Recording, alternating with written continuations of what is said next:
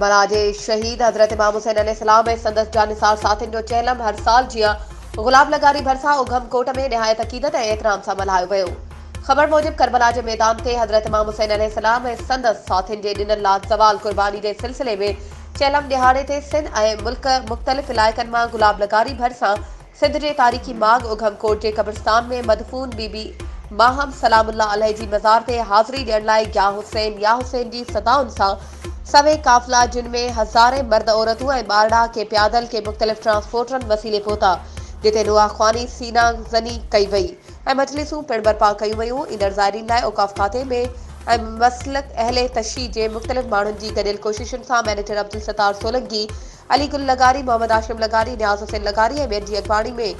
हज़ारे माण्हुनि जे वेहण लाइ तंबू लॻाए छांव जो बंदोबस्त कयो वियो। उन्हीअ मौक़े ते मुख़्तलिफ़ रस्तनि ऐं जॻहियुनि ते मिठे ऐं थधे पाणी जूं सबीलूं ऐं चांहि फ्रूट तक़सीम करण सां गॾु लंगर जो एहतमाम पिणु कयो वियो।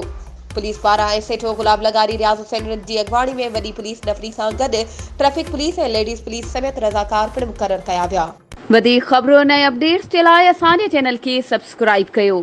ऐं हा बेल आइकन खे प्रेस करणु न विसारिजो त जीअं असांजी हर नई अचण वारी वीडियो तव्हां ताईं पहुची सघे।